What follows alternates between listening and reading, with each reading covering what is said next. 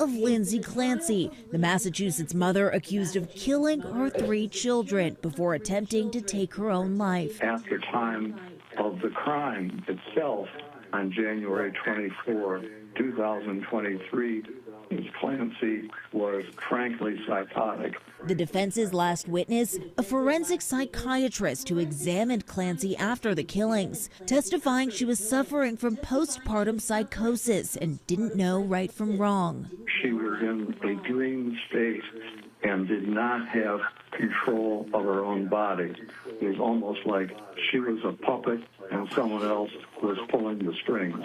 Clancy has admitted she strangled 5-year-old Cora, 3-year-old Dawson, and 8-month-old Callan. But the defense claiming insanity, arguing Clancy was overprescribed more than a dozen medications that worsened her postpartum psychosis, a rare and serious medical emergency that can come on rapidly after childbirth. She had said that she heard a male voice ordering her, telling her that she didn't have any choice. After 3 weeks of testimony and more than 80 witnesses, the case igniting a national debate about maternal health.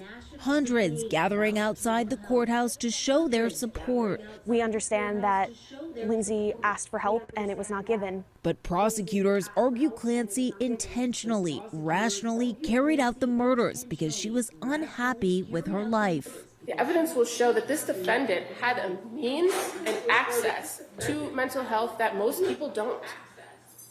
And she chose to deal with her mental health issues in the worst way. Clancy's ex-husband, Patrick, the father of their children, testifying Lindsay previously had thoughts of hurting the kids. She described thoughts of hurting the kids or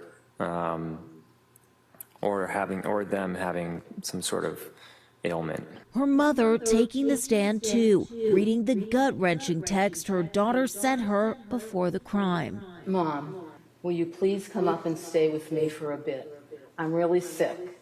Something is wrong. It's just really scary, and I don't want to be alone. Now, there's still more testimony to go here. The prosecution putting up 3 rebuttal witnesses to finish making its case. Closing arguments could come as soon as Tuesday. Rachel. Yeah, many watching this closely. Okay, Olivia, thank you.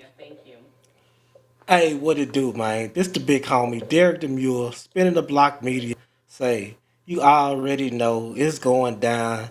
I just had to come through, man, and put my little 2 cents in about this Lindsay Clancy case. And really, it's not so much about the case. It's about the people donating to this lady that murdered her kids. So far, people have donated upwards of $1 million to this lady. Having postpartum is one thing, and I've dealt with it firsthand because my daughter experienced it. So I know, what it's like, but it was postpartum depression. They're saying this lady had postpartum psychosis. Now, my daughter didn't have the effect of where she wanted to kill kids, and although I would say her case was serious, it was nowhere close to postpartum psychosis, that lady's claiming. I actually thought that someone had drugged my child, and I felt like she was literally losing her mind. So I get the part where the doctor said she was like a puppet and someone was pulling the strings, because at times, that's exactly how I felt. But this isn't about my daughter. I just wanted to let y'all know that I've experienced being around someone with postpartum firsthand. I want to get back to the people who donated to this lady, like murdered her children, made her a martyr or some shit. Why do I have a problem with that? For one, because people came in Nolan Wells' family for accepting donations to hire attorneys, investigators, get an independent autopsy to find out what actually happened to their son. I mean, they received all type of backlash and scrutiny. Just go on X. The same people who are condemning Nolan Wells' mother are the same people who think this lady should walk free. These are the same people who supported Kate Anthony when she killed her kid. It's ludicrous to me how people can be so objective to one situation and totally sympathetic to another of the same caliber, magnitude, and heinousness. And to tell you the truth, I really haven't been following this trial, but she, as a nurse who worked in labor and delivery, knew better than anyone the effects of postpartum. And I get that she sought help. And the fact is, if she was misdiagnosed, those people should be held accountable, because it was such a grave mistake. And I'm not letting the ex-husband off the hook either, because she did reach out, and he should have gotten the kids because he knew what she was going through, or he knew she was going through something, right? Whether he knew the severity of it or not is irrelevant. I'm going to say this. I'm not the judge. I'm not the jury in this case. So I reserve my judgment if she's guilty or if she's making a play to get away with killing her kids.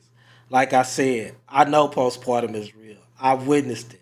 I also know that as a prosecutor and defense attorney, you can find experts that will give you both sides of the spectrum. So, like I said, it's up to the judge and it's up to the jury to figure out who and what they believe more. The ex-husband and the mom should definitely have done more, in my opinion. If it were just postpartum depression, you don't want to leave the kids, in the care of those people. And I'm just saying it on my behalf. I know I didn't want to leave my grandchildren in the care of my daughter under those circumstances. You know what I'm saying? Because you don't know what type of mental state they're in. I mean, maybe they didn't believe her. We don't know. If she had a history of acting out because she wanted him back or whatever. But y'all let me know what y'all think in the comments. I'm just dumbfounded on the amount of money people donate to someone who killed their kids without knowing the actual facts.